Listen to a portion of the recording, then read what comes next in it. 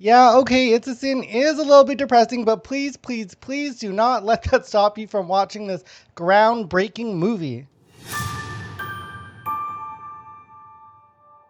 It's a Sin is a chronicle of four friends during a decade in which everything changed, including the rise of HIV/AIDS.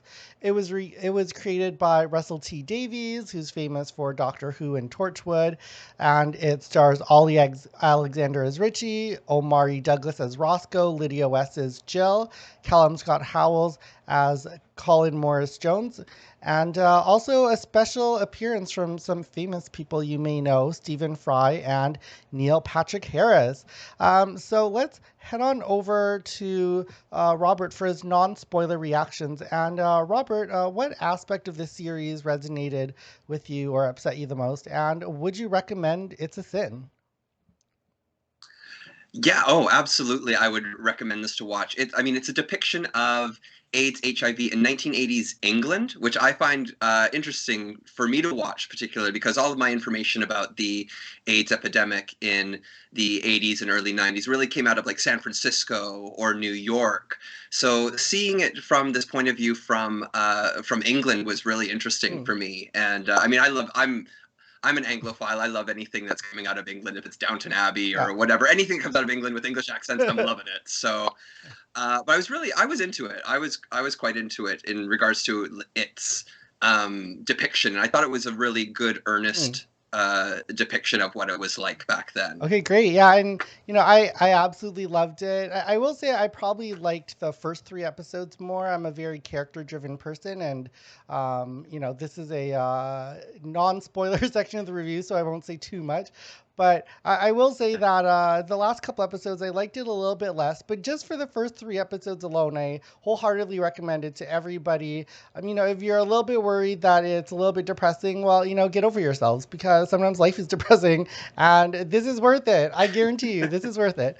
And Yeah, yeah, so I yeah, mean, compared to like some of the plays that came out of mhm, the 80s and 90s that talk about AIDS, it's like those kind of things were all doom and gloom. And one thing I think that Russell T Davies does well, and this is the same guy who created the Queer as Folk, the British mhm. version, back in the early like sort of mid 90s, and he doesn't shy away from the joy that can still exist within all of this sorrow. And I thought he captured that very well, particularly in those first three episodes. We're seeing these people living their lives and trying to be joyful. And of course, that makes, what happens later on all that more Mm-hmm. impactful. Absolutely, absolutely. So, to all our listeners, this is your official spoiler warning. That was the non-spoiler portion, but now we're going into full spoilers. If you have not seen It's a Sin, then prepare to be spoiled. So let's head back to Robert. So let's dig in on on sort of the structure of those five episodes. Like, were there any like? Maybe let's start at the beginning. How do you think the series, did it have good momentum at the beginning? Did it grip you right away, or was it a slow burn that took you a little bit of a while? I mean, the show's 5 episodes, so a slow burn, you can't really afford it so much. Um, but like, I mean, our entryway into this world was through Richie, who's played by Olly Alexander, who's probably best known as being the lead singer of Years and Mm. Years, which is a fantastic British pop band. Check them out. I love their songs. They came and played Pride Toronto a few Mm. years back, and I was one of those people in the crowd going woo woo, Wow. you know. But he's sort of the key into it, and automatically it's his friendship with Jill that sort of like ignites the entire storyline. And of course they end up by moving in together, creating this group of friends that are just that bond immediately. And it really does create that world where you're wanting to watch what happens to these characters. And of course we know going into this that this is an AIDS Mm-hmm. period piece. So there's that element of like, oh, I wonder which one of these characters is going to catch Mm-hmm. HIV. So that hovers over the entire time. Uh, to me, with middling levels of success, because there is a sensational aspect to that, which I found sort of interesting to follow, because it is in the back of your Yeah. mind, no matter what you're watching on the screen. But not necessarily a distraction. But yeah, I thought I thought it built up quite well to those final two episodes where things start really hitting Yeah. hard. What did you think of sort of the format of how it was covering a full decade and each episode sort of skipped a few years and then we catch back up with our protagonists? Yeah, thinking on and from like purely a filmmaker looking at the point of view, like, did they cover a decade really well in regards to like the scenic design and costume design? I'm not 100% Mm. sure. There was when it came to these characters, it almost felt like they could have like existed at any time, and perhaps that's because these are all the actors are millennials, so there's that element. There's something that made it feel like very now at the same Yeah. time, just because of that, and that's not a detraction, but it's just it made it interesting to be like, okay, we're watching a whole decade.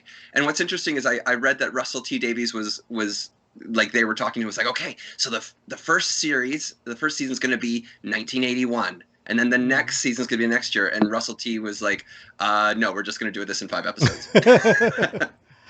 Yeah, no, it's really interesting. The 5 episodes. I actually think they covered quite a bit of ground. At first it took me a little bit out of it when they were jumping several years, and especially in the Mm, second episode because I didn't really know that's what was going to happen. So I thought it was going to pick up straight up after the first episode. So that was a little bit jarring.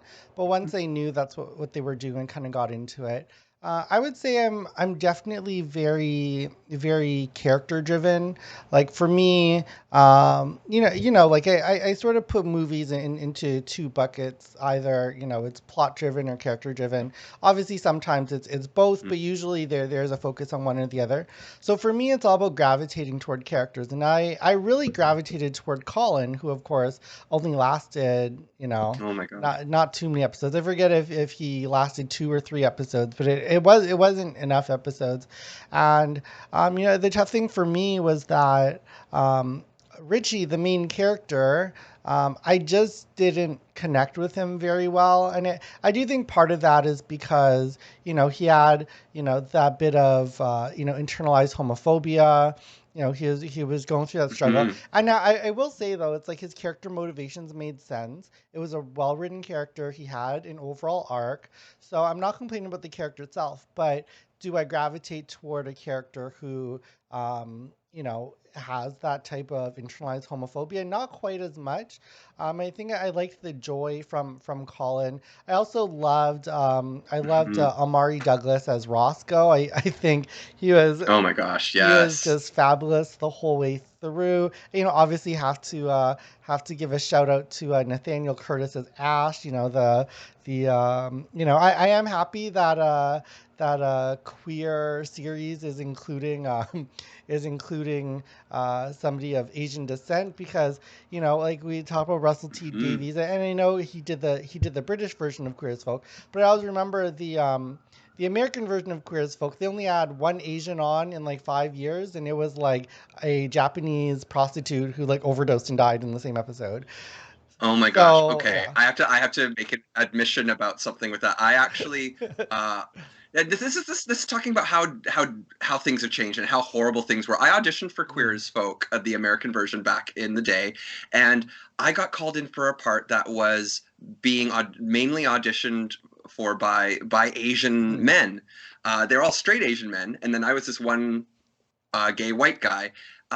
And they ended up giving the role to me after they went through Oh. all these Asian people. It's supposed to be an Asian character playing the role, but they gave it to me, and I was like very young. Let's put that. I don't want to say how old I was, but like even like looking back now, it's like that wasn't cool. Mm. I was in the midst of this, but I mean, when I look at casting, it's like, wow, like so arbitrarily they make decisions, and they didn't, in so many cases they just don't try Yeah. hard enough. So you're right. It really was good to see that in this series. A nice Yeah, no, change. times are definitely changing for sure, for sure. I and we'll definitely get more into representation and all that, and because that is definitely a huge part of the conversation around the series for sure.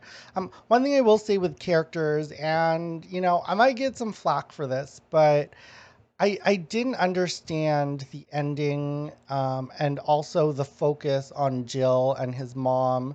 I just felt like, throughout this whole series, Jill seemed to be like the audience surrogate, where, Mhm. it was like she was sort of the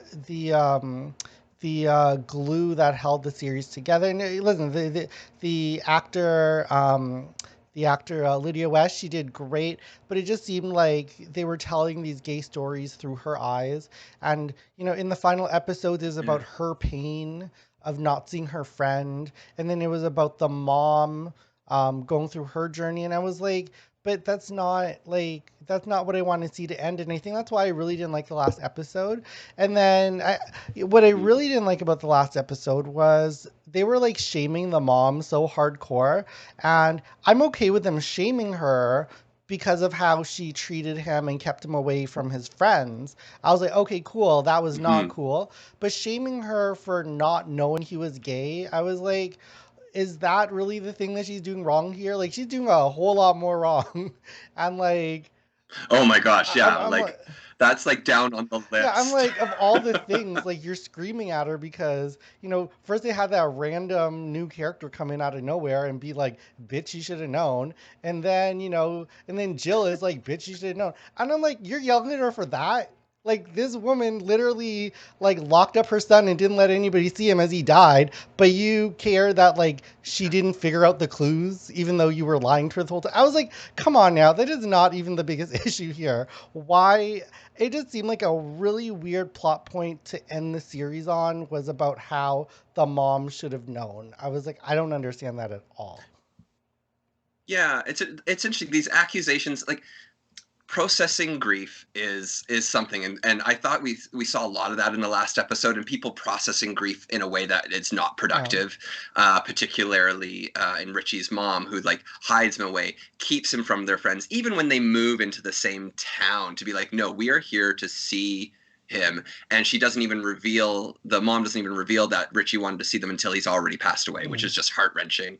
Um, I don't know what was necessarily intended then, but you're right. There is this like, why did they grasp onto that when there's so many more awful things? And of course, this is an example that is being depicted that happened a lot, where parents swooped Yeah. in, took their gay adult children dying of AIDS, denied them access to their partners, their loved ones, their friends, their chosen family, and like I mean, I was seething watching it, but at the same Oh. time, you're right. It's like, why did they go after her for that? You're right. There's just so much more. Yeah.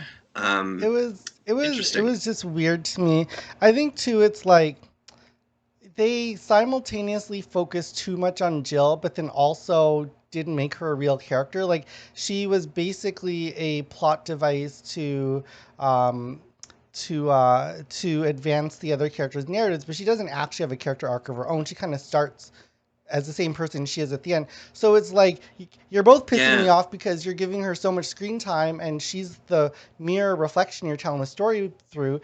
And then you also make her a wooden character that like exists solely to service the male character. So there's just so much wrong with what they've done with this Jill character. I really don't understand. Like, obviously, a quote unquote, like, I don't know if it's kosher to say the word anymore, but the term fag hag, I don't know if, Yeah, that I mean that name's coming up in my head right now too. So yeah. thanks So for saying so like, it. okay, yes, they're a real thing. Yes, they're really important during that time. So either make her more of a character, and give her more of an arc, or make her step back and let it be more through the eyes of the gay characters. But don't both make her a wooden character, with no arc, and then give her all the screen time. And it was weird. It was weird. That was my main thing. But I will say I feel like I'm Yeah, nitpicking because the first three episodes I thought were just golden, and then, like I said, when Colin died, and then they just focused on the female characters who didn't even get any development, I was like, okay, this is, yeah. I don't really know where it was going. yeah. And it's not like we didn't need the female characters. They weren't they didn't need shouldn't feel Yeah. extraneous to these four gay men.